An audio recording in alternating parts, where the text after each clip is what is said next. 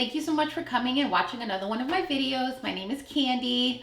I'm going to ask you to go ahead, if this is your first time watching one of my videos, before we jump in, can you go ahead and please subscribe and turn on your notification? I do upload new videos every week on an adoption topic, and I do not want you to miss out on anything. So this week we're going to be talking about questions to consider before adopting. This can be just extremely overwhelming, and these are some questions that you should ask yourself, your spouse, your family. These are just questions that you need to consider in general. So let's go ahead and just dive right in, and hopefully if you are already in this journey, that you and your spouse or you yourself have actually sat down and considered these things. Okay, so the first one we are going to discuss is are you and your spouse on the same page? Huge. This is a huge question because sometimes one person may be 1000% ready and the other person may not be ready. And I can use this in a few different examples. You may have a couple that, and this could be a traditional couple or this can be an LGBTQ couple. Whatever it is. Let's say, for example, a couple was just going through fertility treatments and they were unsuccessful. You may have one of them, whether that be the one that was doing the treatments herself, so that would have been me, or if you were an LGBTQ couple and you had a surrogate, whatever it was, somebody is mourning. Somebody's mourning, and somebody's feeling self-doubt, and somebody's feeling insecure. The other person is just like, I am ready to go. I am ready to build this family. Can we move ahead? You need to be 100% transparent and say, I need time to mourn. I need time to recover. I cannot fully jump into this until I am healed from this. And let me tell you something. You need to be able to be honest, because this process, as far as adoption, is a lot to take on sometimes. It is a beautiful thing, and sometimes it can just happen so quick and so fast. And I mean, it is like an emotional roller coaster, but the roller coaster is so fast you don't even have time to think. That's what happened with my husband and I the first time. Everything happened so fast, we never had time to think about it. But sometimes it is slow and it is drawn out, and it will bring out every little crack in a relationship. That's what it will do. And so you want to make sure that you two are on the same page. And I mean same page. Same page. Now, branching off of that, when I say you and your spouse have to be on the same page, yeah, you won't want to be on the same page about adopting, but you need to be on the same page about your preferences. Are we both open to babies that have drug exposure, alcohol exposure, special needs? Are we on the same page about that? Are we both on the same page about opening up our home to a child that may have different color skin than us? And are we open to what that entails? That entails a lot. So I know that you have some couples, and when it gets to a certain part in their contract with an agency, the agency will now present the idea to them, well, if you open up your contract to every race, you'll be able to be shown to more expectant moms and you may move faster. You have to be 100% sure you're okay with that, because when you originally signed your contract 12 months ago, you weren't okay with that. So I know we want to be parents, but we have to be 1000% okay with that. If you're okay with it, be okay with it. But if one person is not okay with it, we have to be honest, because once that baby comes, that baby is now yours. So you have to be okay with that. Okay?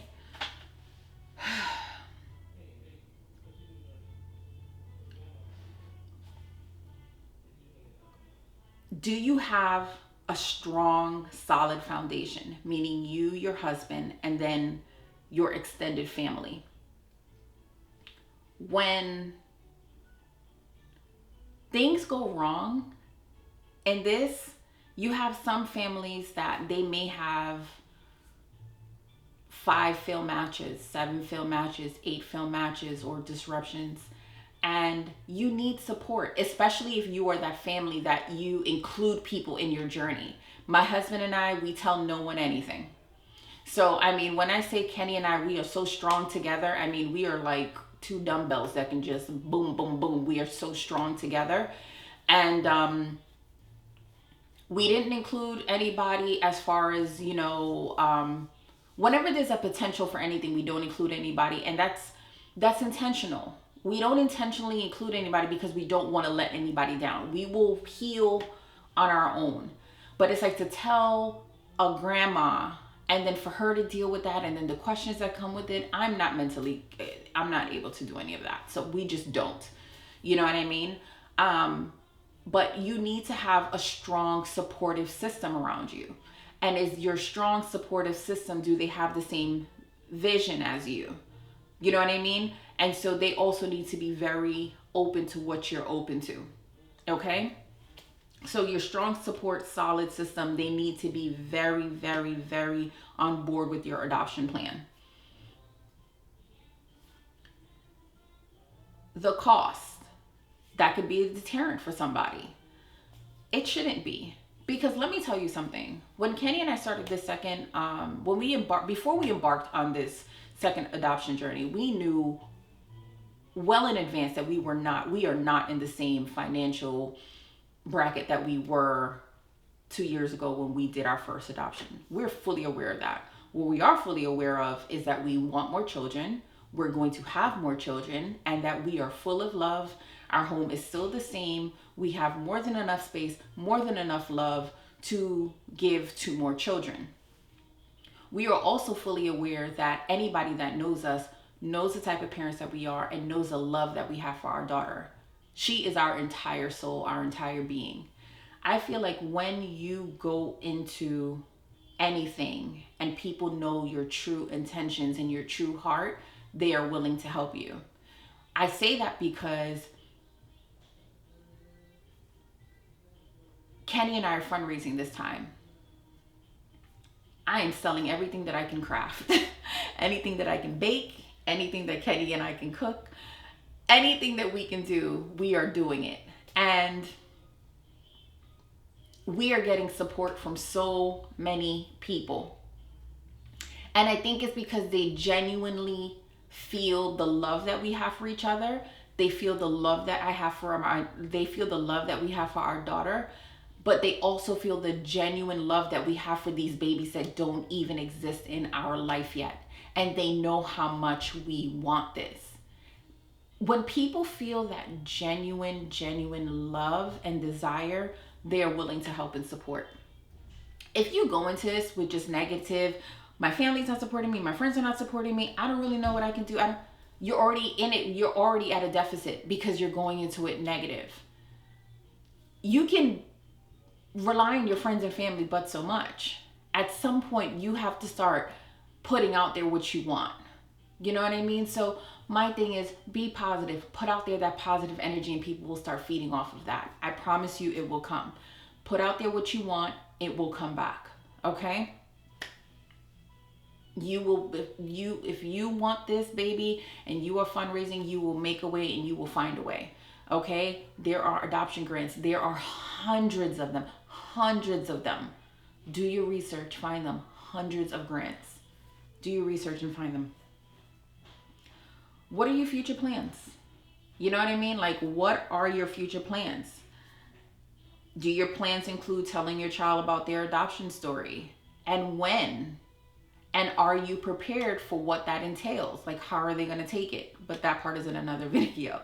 So again, that's another thing to consider when adopting. So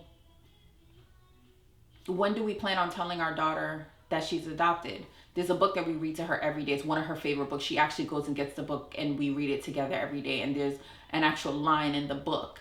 about adoption. And so I take the child in the book out and I say it to her. I still don't think that she grasps what it is, but when we have that conversation, she will know exactly what it means because she's heard it so many times. You understand? So that's a conversation that you and your spouse or you yourself need to have, because some families wait a very long time to tell their children. That's a conversation that you need to have within yourself and your household. And very important, what are you guys comfortable with? An open or closed adoption. Some people are very afraid of an open adoption because they think, will they love their biological family more than they love me? Or suppose they want to spend more time with them than they want to spend with me. My suggestion to you is do your research on open adoptions. This can be very healthy for a child. This can be very beneficial for a child. And again, don't go crazy overthinking a situation that you're not already in. I am not an overthinker at all, in no means. I just don't overthink. Kenny is the overthinker. Those people drive me nuts. I'm not an overthinker at all. But it's like, don't overthink about something that doesn't even exist yet. You know what I mean? And then if you do have a situation and an expectant mom contacts you and she says she wants to close adoption, I would reiterate and ask her when she says close exactly what that means. You know what I mean? And then have a conversation with her about that. And then that's for you to figure out if you're comfortable with it or not. Because, again, there are repercussions behind everything, you know? But that is what I have. Questions to consider before you adopt. There's so many things to consider before you adopt a child. I mean, like, seriously, am I really ready for this? Am I really ready for this? I mean, you know, sometimes I joke and I said I became an instant mom because before our daughter, that was the first diaper I had ever changed. I was about to be 37. Was I about to be 37? Or did I just turn 36? I don't know. Like, listen, I was way past my mid-30s. And that was the first diaper I had ever changed. I knew that I wanted to be a parent, but it was just like, was I ready at that moment? I don't know. But it came and it changed my life for the better for forever. So it's like, are you ever really truly ready, especially with your first? No, because nothing prepares you for it. But it was like literally as soon as I saw her, it was like I birthed her myself. It was instant. I cannot even describe to you. It was like a euphoric feeling. So you can't prepare for it. You can't. And you won't be able to prepare for it. And your love for each child will be different, but you're going to love them all. And just be confident in that decision. Be confident with that, you know. But again, just get on the same page with your spouse and know that if you're not on the same page right now, take some time. Take some time, do some research. I would encourage you, there are adoption counselors that you can speak to. They're not just regular relationship counselors. They're adoption counselors that focus only on adoption. Speak with one of them and they will help you, probably guide you in the right direction, help you and your spouse get onto the same page. But that's what I have. Thank you so much for tuning into another one of my videos. Like I said in the beginning, if this is your first time watching, please go ahead and subscribe to my channel. Turn on your notifications so you know when I upload new videos every week. Thank you so much, and I will see you soon.